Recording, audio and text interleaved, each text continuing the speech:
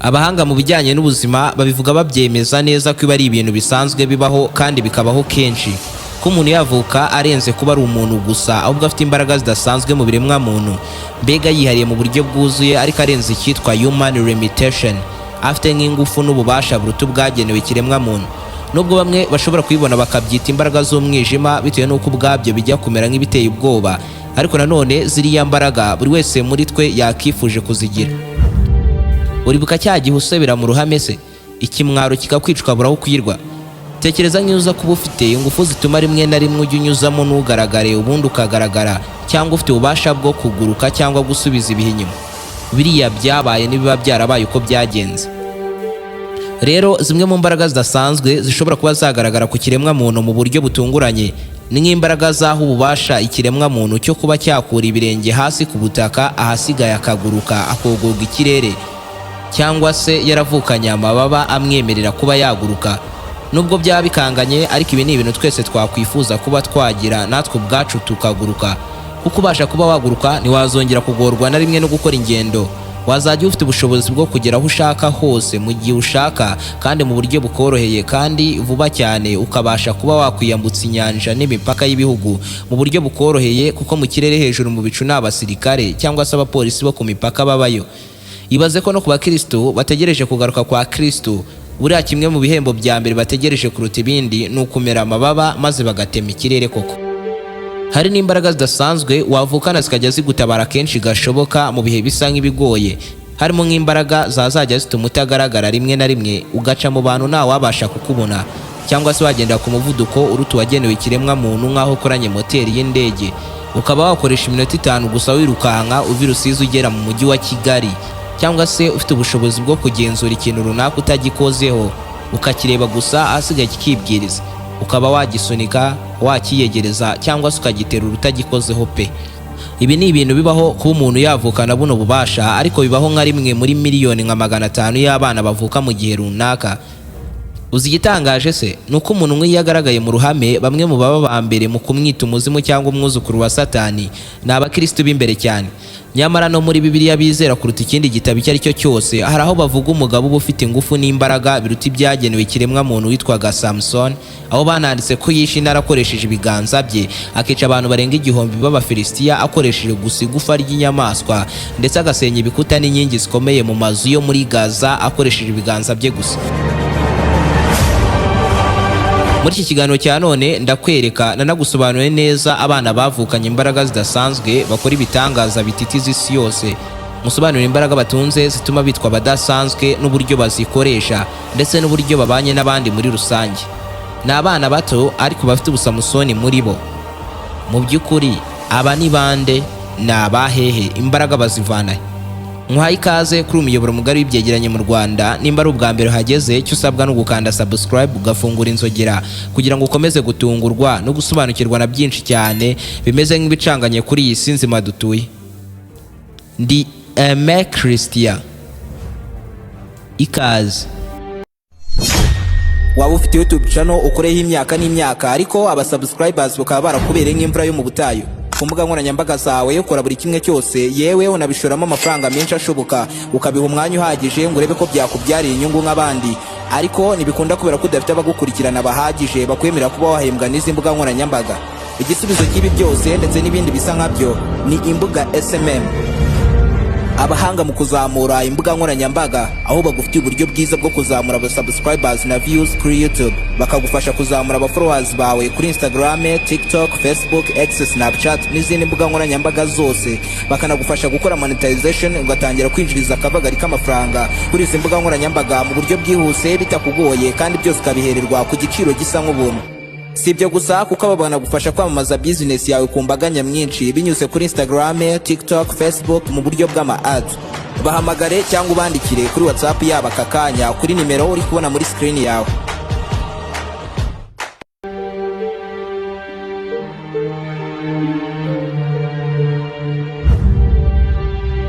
Hari umwana w'umukobwa witwaga Big Ingress.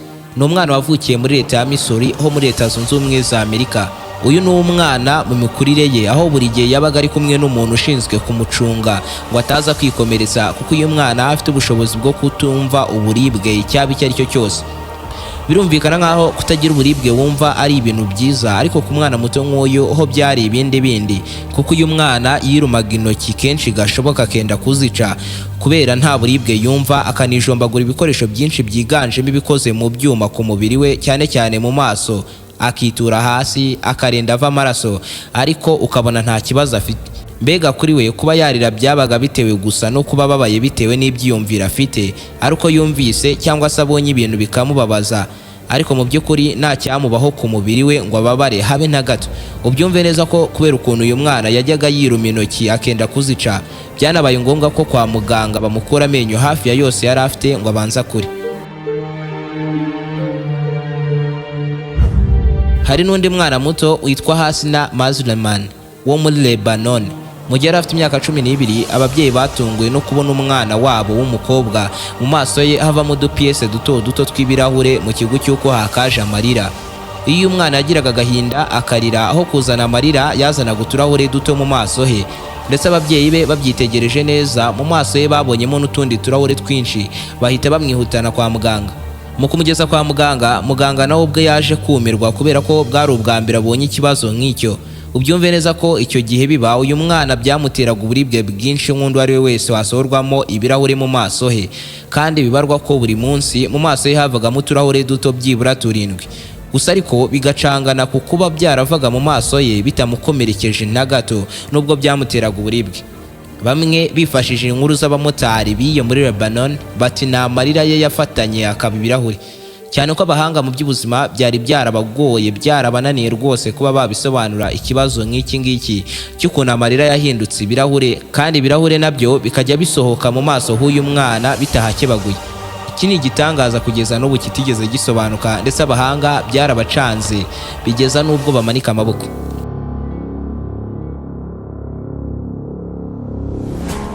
Muri Brazil mu gace ka Rio de Janeiro niho hibera umwana muto w'umukobwa witwa Aline dos Santos ufite imbaraga zidasanzwe yagaragaje bwa mbere mu 2010 ahitwa Sao Gonçalo, aho uyu mwana yavuraga kandi n'ubu ngubu akivura indwara zigiye zitandukanye binyuze ku kuba yagukoraho cyangwa se akakureba gusa, ahasigaye agategeka indwara ikurimo kuba yatumuka ikakuvamo. Ubyumve neza ko uyu mwana buri munsi asurwa n'abarwayi benshi bafite indwara z'ibikenya baje ngo abavure, cyane ko hari n'ingero nyinshi z'abantu benshi yagiye akoraho maze rikaka. Akabavura indwara zagiye zinanira abaganga basanzwe bakora mu bitaro bikomeye, akabavura indwara nka sida n'izindi ndwara z'ibihangange, ndetse akanavana muri koma ababa benda kuzisaziramo. N'umwana buri gihe uzengurutswe n'abantu benshi, naho abandi benshi bakifuza guhura nawe ariko bakabura ubushobozi bwabageza Rio de Janeiro ho muri Brazil. Ibi ariko nanone bigasa nk'iby'umwana wavukiye mu Burusiya mu 1987 witwa Natalia Nikolayevna Demikina wavukiye mu Radivia ho mu Burusiya. Mu gihe yari afite imyaka 10 gusa, ubwo yari yifitemo ikoranabuhanga rya X-ray ry'ikiragano cya kabiri, ikoranabuhanga risanzwe ryifashishwa mu bikoresho byo kwa muganga mu kureba mw'imbere mu mubiri w'umuntu aho amaso atabasha kuba yabona. Ubyumve neza ko uyu mwana afite ubushobozi bwo kureba ikintu cyangwa umuntu agatobora akareba mw'imbere atagifunguye. Aho bwa mbere bimugaragaraho yitegereje nyina aramuhengereza kugeza ku kubona imitsi n'amagufa bimugize n'uburyo amaraso amurimo amutemberamo. Byageze n'igihe mu giturage cyabo bamwifashishaga ngo abarebere mu mibiri yabo uko bameze, niba nta kibazo bafite cyangwa se abafite uburwayi akababwira aho bubageze bubamunga. Mu 2004 ku myaka 17 Demikina yagiye kuri televiziyo y'Abongereza asobanura neza akantu ku kandi ku mubiri w'umunyamakuru wari umwicaye imbere amubaza bya bibazo byabo. Yibaze ko ubwe afite ubushobozi bwo kumenya ko umugore atwite muri cya gihe ibikoresho by'ikoranabuhanga biba bitari byarabukwa yuko umuntu atwite. Ariko izi mbaraga zose afite zagiye zicanga abahanga b'isi yose aho zikura n'aho zikomora, ndetse ubushakashatsi bwagiye bumukorwaho burimo n'ubwakorewe muri Universite ya Denki yo mu Buyapani bwakozwe na Professeur Yoshimashi wo muri Tokyo ntacyo bwagezeho. Muri New York ho muri Leta Zunze Ubumwe za Amerika, abashakashatsi b'ikigo CSICOP barimo nk'uwitwa Lehman, Richard Wiseman n'uwitwa Andreas Kornick bagerageje uyu mwana ngo barebe koko niba yabona ibisa nk'iby'ibyuma by'ikoranabuhanga bibereka. Mu kumugerageza bamushyize imbere abantu 7 barimo umwe ufite ubuzima buzira umuze, maze ibisubizo uyu mwana yatanze byatwaye amasaha ane ngo abibone. Mu bisubizo yabahaye ibyahuye n'iby'imashini zatanze ni iby'abantu 4 mu bantu 7 yari yahawe. Hari umwana witwa Ramsey Sanguino wavukiye muri Los Angeles ho muri California, akaba muri Leta Zunze Ubumwe za Amerika. Nasanzwe kuko uyu mwana ku mwaka umwe gusa yatangiye kwiyigisha gusoma, ndetse ku mezi 13 gusa yarazi kuvuga neza Ikirusiya kandi ntawe wakimwigishije. Ku myaka 2 yarazi kuvuga neza Ikiyapani kandi nta Muyapani yigeze ahura nawe cyangwa ngo ahure n'uzi Ikiyapani.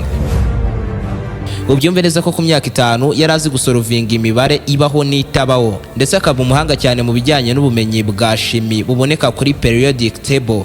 Ndetse mbere yuko uyu mwana atangira kumenya no kugenda ubwabyo, yarazi kuvuga neza indimi 7 zirimo Igishinwa, Ikiyapani, Ikigiriki, Icyarabu, Igiheburayo, Icyesipanyol n'Igihinde. Ku myaka 5 y'amavuko akabidudubiza nk'uwabivukiyemo.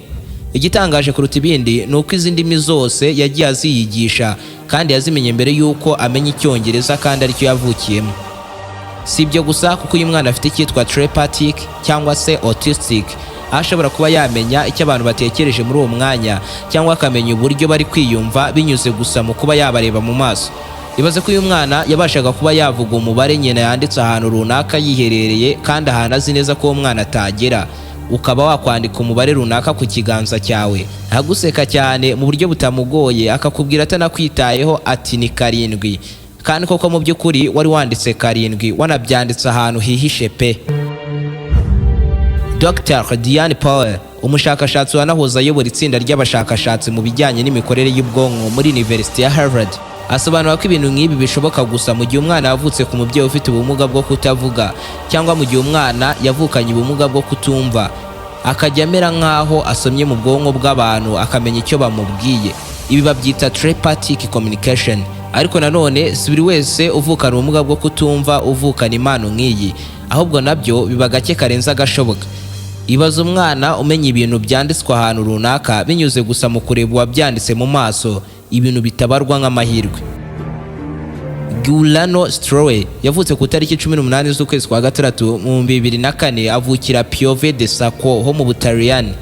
Ibaze ko yuwe ku myaka 2 y'amavuko se n'umuvandimwe we batangiye kujya bamutoza ibisa nk'ikosi rya gisirikare rikakaye byiganjemo guterura ibyuma no gukomeza umubiri we ugahinduka nka beto. Ku myaka 5 gusa mu 2009 yahindutse umuntu wa mbere ugendera ku biganza byonyine wihuta kurenza abandi, ibi bita kumangamanga. Ndetse mu 2011 kubera uburyo yari yarumye bya hatari yabashaga gutera push up 40 ari mu kirere ku biganza 2. Ibaze ko ku myaka 2 y'amavuko yateruraga udufuka n'utwariteri tw'ibiro 8. Ubyumve neza ko yaje kuba yakura, ariko agakura afite ibibazo by'amagufa n'inyama zigize umubiri we zari zarumagaye, ari akana gafite umubiri ukomeye nk'uw'ibuye.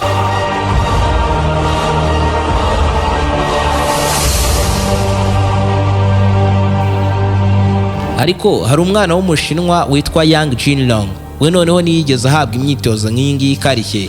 Ariko uzi igitangaje se, uyu mwana ku myaka 7 gusa yateruwaga agafuka ka sima k'ibiro 50. Ndetse uyu mwana mu gihe yari akiri muto yakuriye imodoka ya minivan irimo abantu 8, bibarwa ko yari ifite toni 1 n'ibiro 850, ayambika umugozi arangije arawukurura imodoka yigeza muri metero 25. Icyo gihe uyu mwana ahekaga se w'ibiro nk'iryi5 akamutibikana. Ubyumve neza ko ku mezi 9 y'amavuko yateruwaga agafuka k'ibiro nka 40. Ariko ababyeyi be bavuga ko umwana nk'uyu nguyu ufite imbaraga nk'izi ngo nawe yageze ku meza arafungura koko. Ni umwana wirenza amasahani 3 meza y'umuceri n'akadeseri.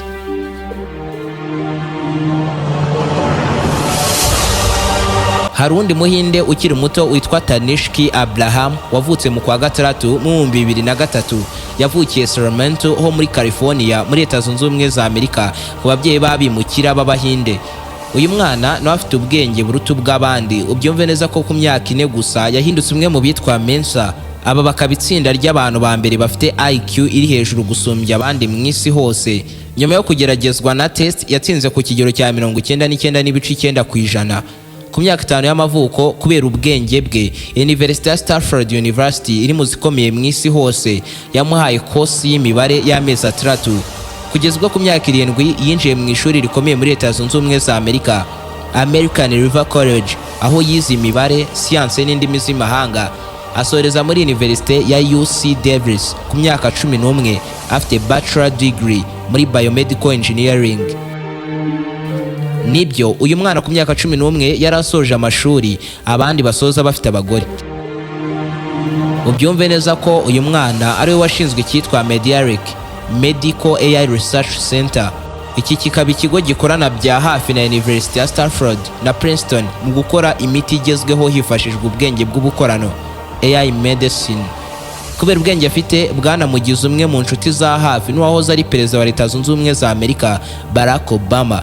Ibaza ariko umwana nk'uyu nguyu ushobora kuba wahagarara imbere mu nama ya TEDx ndetse n'inama za NASA akaziyobora. Hari n'umukobwa witwa Maya Gumaya w'imyaka 9 wavukiye mu Buhinde. Kuri kuba wamupfuka amaso ni ugukora ibisa nk'ubusa kuko ababasha kureba nk'aho nta cyabaye. Hari abakeka ko uyu mwana yaba afite nk'ijisho rya gatatu rihisha ahantu runaka mu mutwe we, kubera ko iyo umuntu amupfutse amaso nibwo abareba neza kuruta na mbere.